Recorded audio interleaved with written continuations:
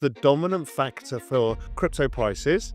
90% of their price movement is explained by liquidity.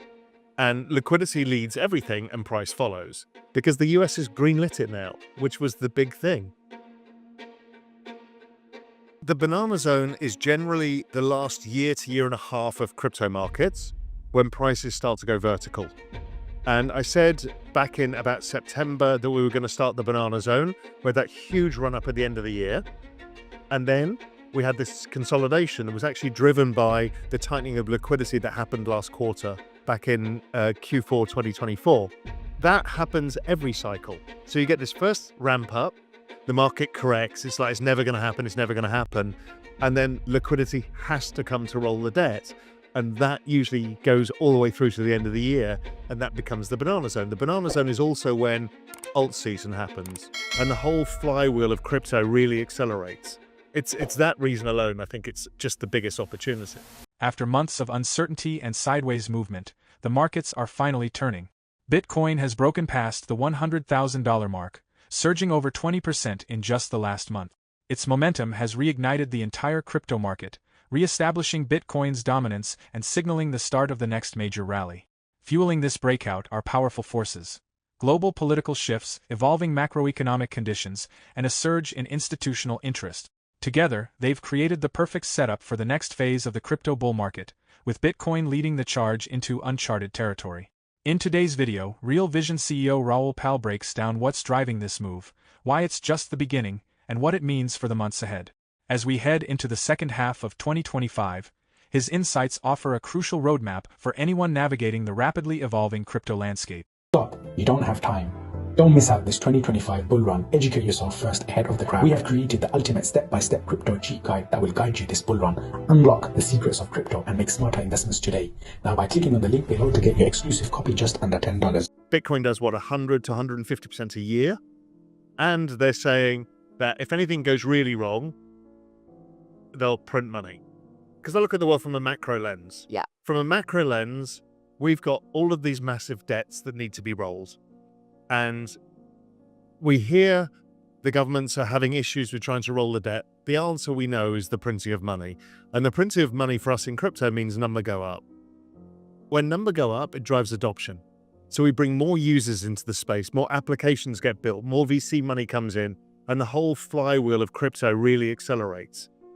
So 2025 is a year where we should see acceleration of prices, acceleration of activity, new applications, new things happening, and that's what drives the number so much further than other markets. So it's always an exciting time when it happens, but we've got all of the noise around tariffs and all of the things. The economy's going to crash, it's all over, it's never going to happen, no alt seas, never again, none of this. And my thesis is just follow the liquidity which leads all of this. It's already pointing that the number will go up. Just be patient.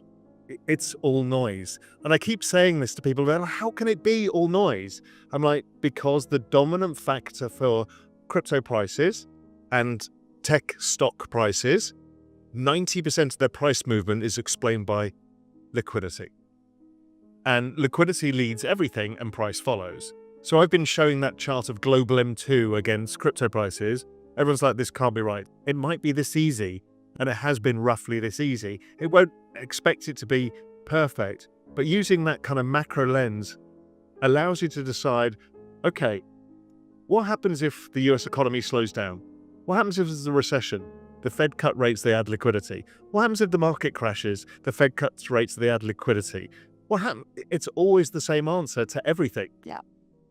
There's more liquidity to come. Once you realize that, you realize that they've taken all of the left tail risk, the bad stuff out, the really bad stuff. Sure, markets can go up and down, they can have corrections, but if anything bad happens, they add liquidity.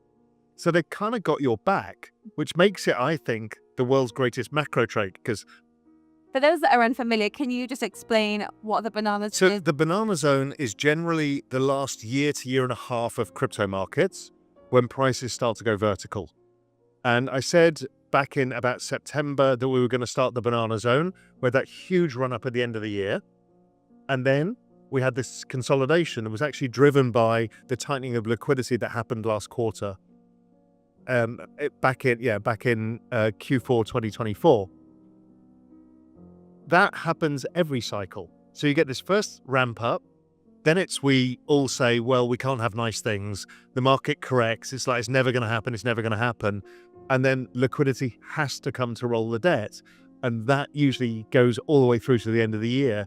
And that becomes the banana zone. The banana zone is also when alt season happens. So when generally you can throw a dart at any crypto price and it'll go up. And it makes us all feel like geniuses. Yeah. That's the banana zone. The banana zone was everything gets really silly. And it makes it much easier for everybody, which is why, because you don't have to be the best in asset allocation or choosing the greatest asset. Most things go up. That's not to say everything goes up, but the banana zone is when we make most of the big gains. It's when all retail gets sucked in. It's when the taxi driver starts talking to you.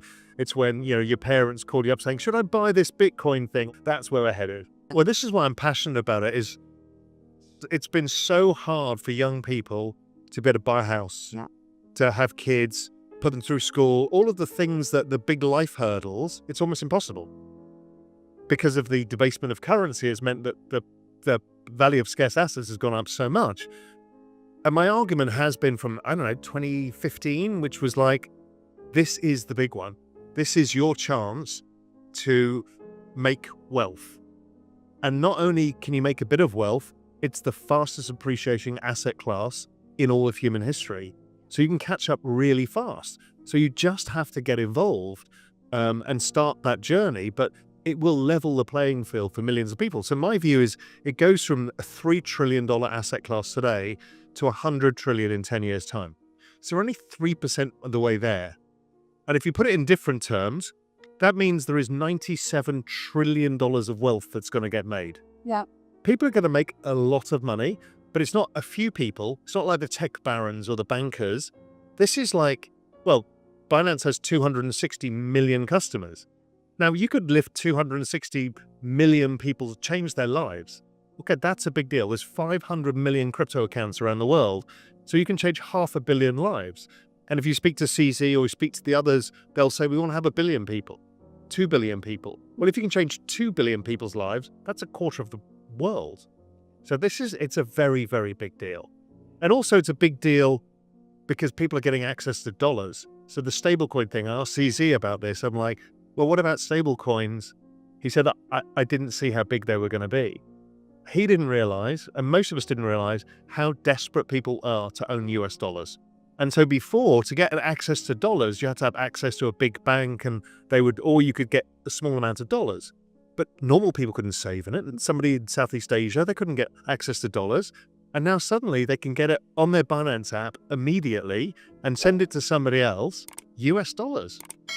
That's an incredible change for people. So there's some really big things happening that really changed the world for a lot of people. Raoul Pal describes this moment as the fastest adoption of any investable asset in human history. By the end of 2025, he predicts there will be over 1.1 billion active crypto wallets, a staggering pace of growth that signals a transformative shift. According to Raoul, we're witnessing the fastest wealth accumulation the world has ever seen. This conclusion isn't based on hype, it's the product of decades of research.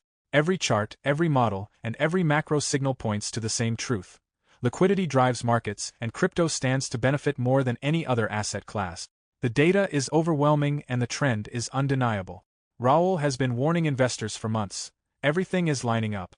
From macroeconomic tailwinds to institutional inflows, the conditions are now in place for what he calls a period of parabolic price movement, a new chapter in crypto's explosive rise. We're in the final phase of this bull run. Let me guide you. We've launched DailyDoseCrypto Alpha, a free private Telegram group just for the DailyDoseCrypto family. Inside, I'll guide you through profit-taking strategies, real trading tactics, long-term crypto investing mindset. Only 500 spaces available, then it's closed. If you're serious about this bull run, click the private link to join now.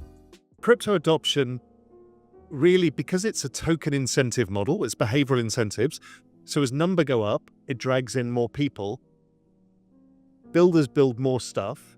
There's more money around, there's more applications, so you bring on new users. Each cycle you bring on more and more users and there's more and more applications.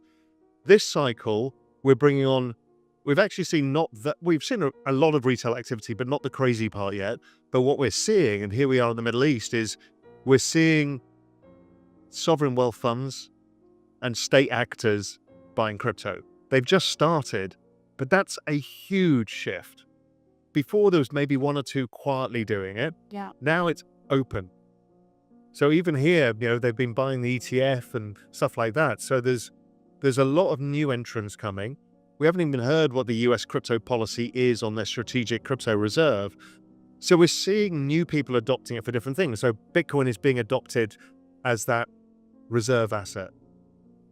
And then usually what happens is it flows out of the risk curve into other parts of Web3. And that's when the applications get built. And we've seen that with Solana, probably see it with Sui. We've obviously seen it with Ethereum in the past, where suddenly mass applications start getting built. I have had an interesting conversation, and one was just with CZ just now, asking him this exact question, is who the hell are you talking to? So I'm talking to 12 different governments about not just buying Bitcoin, but about how can you integrate blockchain technology within entire economies. And I'm seeing it everywhere. Large asset management firms, endowment funds, sovereign wealth funds, all of these guys saying, okay, we know we have to do something now. Yeah. And they're trying to figure out, how do we buy it? What do we do?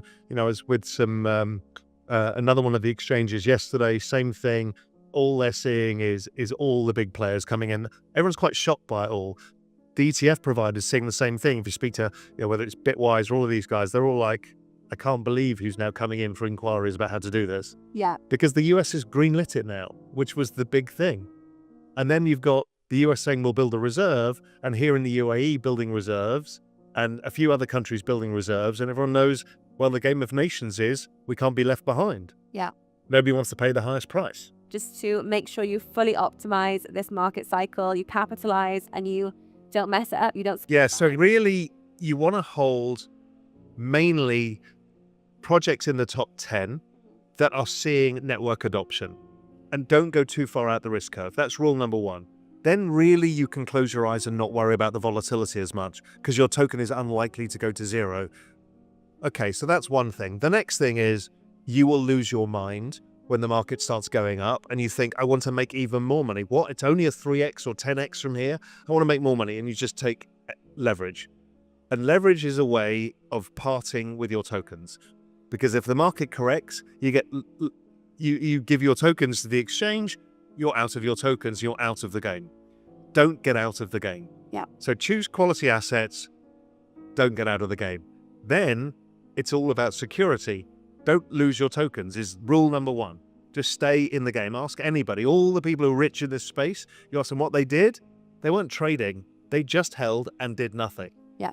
It's really hard for people because they think they need to do something. I need to be trading. I need to be like Ansem. I need to be flipping tokens and getting the next 100. You don't need to do any of that. You just need to let the magic happen. And let the magic happen is don't lose control of your tokens. And so a lot of people start messing around thinking, you know what, I want 6% extra yield on my crypto that goes up 150% a year, but I want an extra 6%, which is insane. But they want that, so then they start finding some DeFi protocol that's set up that gives them an extra yield. And before you know it, the exchange gets hacked, you lose all your money. People do this all the time. They leave their money on their MetaMask wallet, and by mistake, they connect to a website. You've lost control of your tokens. Don't lose control of your tokens. Raoul Pal emphasizes that recent volatility in crypto is not only normal but necessary. He explains that these corrections help reset leverage and flush out weak hands, setting the stage for stronger rallies. Bitcoin's close correlation with global liquidity remains intact, even when temporary liquidity gaps appear.